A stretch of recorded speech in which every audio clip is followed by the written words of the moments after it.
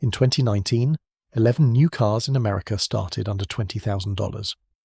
By the end of 2025, there were none. That is not a rounding error. That is the entire bottom rung of the new car market disappearing in 6 years.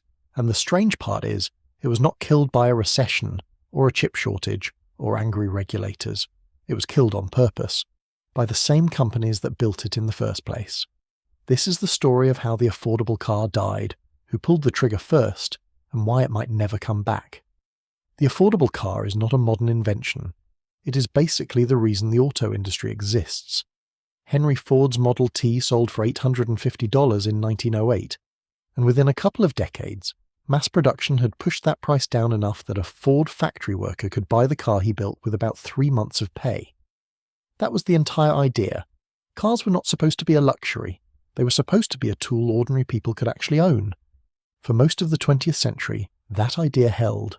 When the 1973 oil crisis sent gas prices spiking, and Detroit's land yachts suddenly looked like a bad bet, small, cheap, fuel-efficient cars from Toyota, Honda and Volkswagen flooded in to fill the gap, and American automakers eventually built their own answers. Washington leaned on Japanese automakers to accept voluntary export limits in 1981, and Detroit used the breathing room to build its own answers, the Chevette, the Escort, the Cavalier. By the 1980s and 90s, nearly every manufacturer in the country had a genuinely cheap car in its lineup. These were not afterthoughts. They were volume sellers, the cars that got a 19-year-old into their first loan and a manufacturer's badge onto their first driveway. That pattern held all the way into the 2000s. As recently as 2019, you could still walk into a dealership and drive out in a brand new car for under $20,000, and you had options. The Chevrolet Sonic and Spark, the Ford Fiesta, the Honda Fit, the Hyundai Accent, the Kia Rio, the Toyota Prius C and Yaris, the Mitsubishi Mirage, the Nissan Versa. 11 different nameplates built by 8 different companies, all competing for the exact same customer, someone who did not have much money, but still wanted something new. Keep that number in mind. 11. Because within a few years, almost every one of those companies would quietly walk away from that customer, starting with the one that had already made up its mind before any of the others.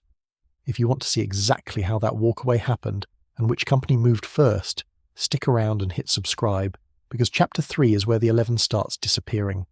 Cheap cars were never charity. They made sense on a spreadsheet too, just barely.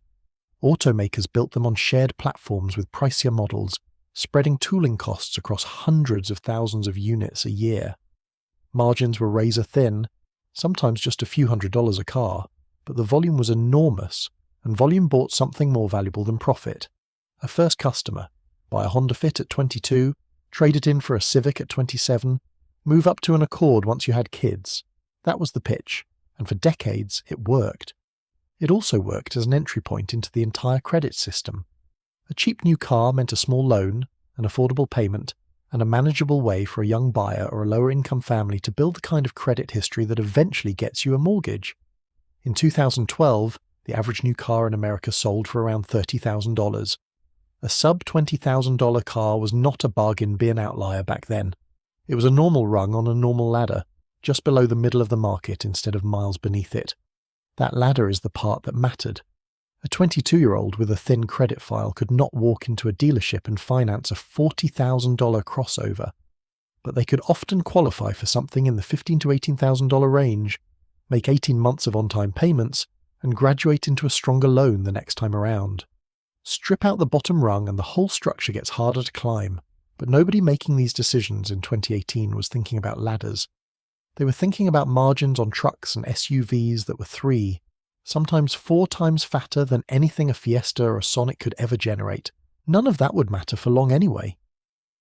Because 11 months before that 11-car lineup even reached dealer lots, for the 2019 model year, one company's board had already quietly signed off on a decision that would kill off nearly its entire car lineup in a single afternoon and take the first real bite out of the cheap car market. On April 25, 2018, Ford's earnings call delivered news buried inside otherwise decent numbers. Revenue was up 7%, profit was up 9%, and then came the announcement nobody in Dearborn wanted to lead with. Ford was walking away from cars. Not every car. The Mustang survived. But the Fiesta, the Focus, the Fusion, the Taurus, and the C-Max were all going away, and no new sedans would replace them. CEO Jim Hackett framed it as a bet on the future. "We're simply reinventing the American car," he told reporters. The plan was designed to cut $25.5 billion in costs by 2022, and the math behind it was simple. Ford was making real money on the F-150. It was making almost nothing on the Fiesta. That single decision mattered more than any other automaker's individual product cut, because Ford's cheap cars were not a side business. The Fiesta alone had sold in the hundreds of thousands globally, and in the US it had been one of the go-to answers for a shopper who wanted something new for under $18,000. Killing it did not just remove one nameplate. It removed one of the last mainstream American brands willing to compete at the bottom of the market at all. The rationale was not wrong exactly. Sedans and hatchbacks generally carried thinner margins than trucks and SUVs, sometimes by a factor of 3 or 4. Wall Street liked the announcement. Ford's stock ticked up slightly in the days after. Analysts praised the discipline of walking away from a category that, on paper, barely made money. Bill Ford himself told investors it was not a retreat, insisting the company was reshaping its lineup, not abandoning its customers. But there is a difference between a company deciding a product does not work for its own balance sheet and an entire industry deciding a customer does not matter anymore. Ford's move on its own was a business decision. What happened over the next 6 years is what turned it into something closer to an extinction event, because Ford was not the last automaker looking at that math and drawing the exact same conclusion. Ford was not alone for long. Over the next 6 years, nearly every other automaker with a cheap car in its lineup made the same call, one at a time, until the 11-car lineup from 2019 had been cut down to almost nothing. Chevrolet killed the Cruze in 2019 and the Sonic in 2020. Honda discontinued the Fit for the US market after the 2020 model year, ending one of the smartest small cars ever sold in America. Toyota dropped the Yaris sedan and hatchback and the Prius C not long after. Chevrolet followed by killing the Spark. Hyundai discontinued the Accent. Kia pulled the Rio from the US market in 2023. By 2024, Mitsubishi had ended production of the Mirage, the last car in the country that still started under $15,000. Cox automotive executive analyst Michelle Cribbs summed up the industry's thinking in a single line. Automakers largely decided to get out of the low end of the market. There simply was not enough profit in it to bother. By the start of 2025, only one car in the entire country still carried a sticker price under $20,000, the Nissan Versa, the same nameplate that had quietly outlasted every one of its rivals. It was not glamorous, it was not fast. But at $17,390, it was the last car in America that a shopper with a tight budget and decent credit could still drive off a lot brand new. Nissan itself did not seem to think that mattered very much. The Versa was, by most accounts, one of the company's lowest margin products, propped up mostly by fleet sales and a handful of budget-conscious retail buyers. They finally killed it too, and the decision had a domino effect that nobody, not even the people who made it, fully accounted for. But that is where things get interesting. The person who made the call to kill Ford's cars did not get to see the plan through. In October 2020, less than 3 years after his own sedan announcement, Jim Hackett was pushed out as Ford's CEO. He had spent his tenure promising a leaner, faster, more disciplined Ford, and investors had grown impatient waiting for results. Ford's stock had fallen roughly 40% under his watch.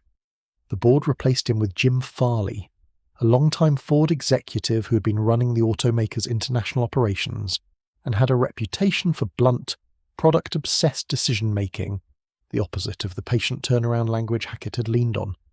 Hackett's exit was not framed publicly as a punishment for killing the Fiesta and Focus. It was framed as a broader loss of investor confidence in the pace of Ford's turnaround. But the timing mattered. The company had bet its entire car strategy on a leader who did not last long enough to defend it, and the vacuum that followed meant nobody at Ford was fighting to bring any of those nameplates back. Meanwhile, the rest of the industry kept moving in the same direction Ford had already gone. Every automaker that killed a cheap car pointed to the same reasoning. Thinner margins, shrinking demand, and a customer base manufacturers had quietly decided was not worth chasing anymore. On paper, each individual decision looked defensible. Kill one low-margin sedan, redirect that factory space toward a crossover that sells for $10,000 more, and watch the average transaction price climb. Multiply that decision across 8 companies in 6 years, though, and you do not get a smarter industry. You get an entire category of car disappearing from the market, one boardroom memo at a time. And mistake number 1, the slow bleed of nameplates, was about to look small compared to what came next. That was not the only problem. In April 2025, the Trump administration imposed a 25% tariff on imported vehicles and auto parts, a policy aimed at protecting American manufacturing but built without much regard for what it would do to the cheapest end of the market. According to Automotive News, those tariffs cost the industry over $30 billion in 2025 alone, and by 2026 that figure had climbed past $35 billion. Imported vehicles saw price increases of $5,000 to nearly $9,000. Even vehicles built in the US were not spared, with domestic models rising by roughly $1,600 to $2,000 because of higher steel and aluminum costs. The Trump administration later offered automakers a partial offset on tariffs paid for imported parts used in US-assembled cars, worth up to 3.75% of a vehicle's sticker price in the first year. But that offset was already scheduled to shrink to 2.5% by May 2026, and disappear completely a year after that. Here is the part that made it structural instead of just annoying. A $2,000 increase on an $80,000 truck barely moves the needle. The same $2,000 increase on an $18,000 hatchback wipes out more than 10% of the car's entire value overnight. Tariffs do not hit every price bracket equally. They hit the bottom hardest, because there is no room left to absorb the hit. Regulation compounded the problem in the same direction. Every new car, no matter how cheap, now has to clear the same safety, emissions, and infotainment requirements as a luxury SUV. Backup cameras, automatic emergency braking, a touchscreen big enough to satisfy federal standards. None of that is optional anymore, and none of it is free. What used to be a stripped-down Econobox with roll-up windows and a radio now has to carry thousands of dollars in mandated technology before a single unit rolls off the line. Put the tariffs and the regulation together and you get a simple, brutal outcome. It became almost impossible to build a genuinely cheap new car in America and still turn a real profit on it. There was no version of this that ended well for the bottom of the market anymore. In December 2025, Nissan made it official. The Versa was dead. Production for the US market ended quietly, with no farewell tour and no press event. A Nissan spokesperson confirmed it in a short statement, noting the company would keep offering affordable options through the Sentra and Kicks instead, except neither of those started under $20,000. The Sentra opened at $22,600. The Kick started even higher. For the first time since Americans started buying cars, there was no new vehicle on sale in the United States for less than $20,000. Not one. Patrick Manzi, chief economist at the National Automobile Dealers Association, put it plainly. Under $30,000 is now the new threshold for affordability. The bottom rung was not just higher now, it was gone, and the people who used to stand on that rung did not disappear. They got pushed somewhere else, mostly into loans they could not really afford.